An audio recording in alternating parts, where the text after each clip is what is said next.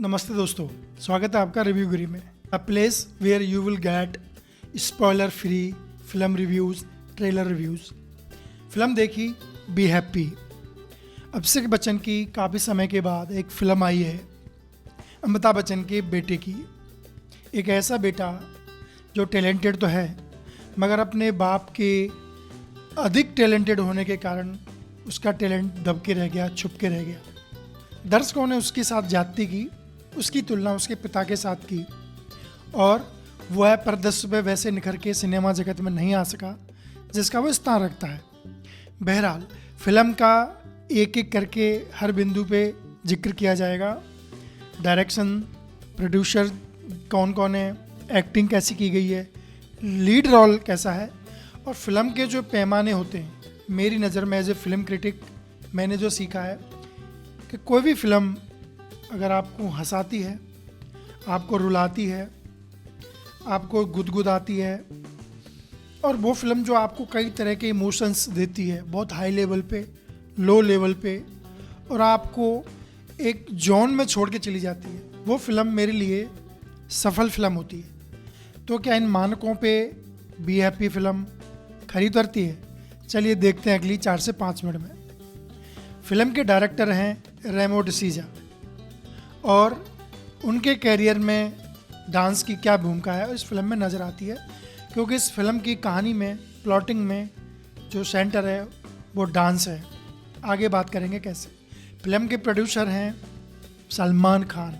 Yes, surprising element, Remo D'Souza साथ में है।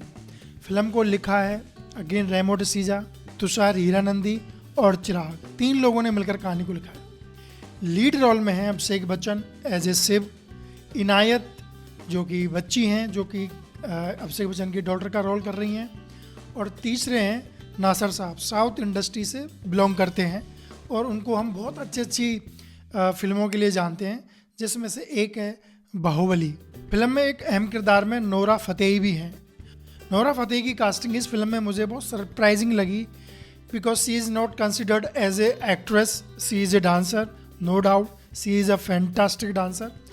शुरू में उनका एक आइटम सॉन्ग देखा और मैं थोड़ा सा हतप्रत था, इनको क्यों ले लिया है फिल्म में। लेकिन धीरे धीरे जब फिल्म चलती आगे बढ़ती है तो समझ में आता है कि नोरा फतेही की कास्टिंग ठीक की गई है और उनसे बहुत ज़्यादा उम्मीदें हैं नहीं। उन्होंने एक्टिंग के लेवल पे फिल्म में ठीक काम किया है। जहाँ जहाँ ज़रूरत हुई है एक्सप्रेशंस की, इमोशनल सीन्स में उन्होंने काम बखूबी कर दिया है। और डांस तो उसमें कोई डाउट ही नहीं है, डांस जहाँ जहाँ हिस्सा उनका आया है उन्होंने अच्छे से डांस करके दिया है। बेसिकली ये फिल्म है एक बाप की, एक बेटी की और एक दादा की। अभिषेक बच्चन साहब की पत्नी एक एक्सीडेंट में मारी जाती हैं, फिर वो बैंक में जॉब करते हैं, उनके दादू भी बैंक में जॉब करते हैं और वो बच्ची भी पढ़ रही है, लेकिन उसके अंदर डांसर बनने का, लेकिन उस बच्ची के अंदर डांसर बनने का एक कीड़ा है ज़बरदस्त। और वो ग्रैंड फिनाले में एक टीवी रियलिटी शो में डांस के में अपने आप को फाइनल स्टेज पे देखने का सपना देखती रहती है और फिल्म जो है धीरे धीरे आगे बढ़ने लगती है। शुरू में थोड़ी सा 15-20 मिनट के बाद बोरियत से आने लगती है, 10-15 मिनट तक कहानी में बोरियत रहती है, लेकिन जैसे जैसे कहानी पकती जाती है तो बांधना शुरू कर देती है। वहाँ से लगता है कि फिल्म थोड़ा सा इमोशनल टच देना शुरू कर देती है, जहाँ पे बेटी और बाप की बॉन्डिंग एक शुरू हो जाती है। फिल्म आगे बढ़ती है, बच्ची स्कूल जाती है, वहाँ कंपटीशन होता है डांस का, वहाँ नोरा फतेही आती हैं, उनका नाम मैगी होता है, वो एक डांस टीचर होती हैं। वो बच्ची का डांस को देख के बहुत खुश होती हैं, वो कहती हैं इसको तो शाइनिंग स्टार सुपरस्टार शो में जाना चाहिए, सी deserves to be win.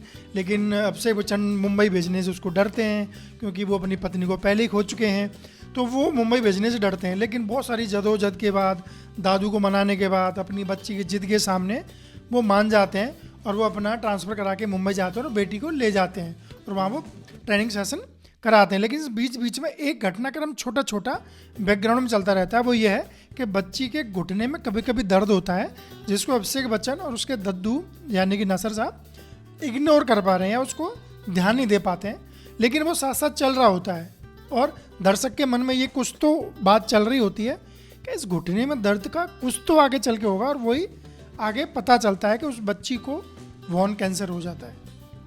Von cancer dance competition में पार्टिसिपेट करते करते पता चलता है, जब वो कलेप्स होकर गिर जाती है। जब इस डांस को कर रहे होते हैं Abhishek Bachchan, that is the part where first time I felt emotional. मेरे आंसू नहीं आए, बट एक ठीक ठाक लेवल पे इमोशनल हो गया as a viewer, as a दर्शक।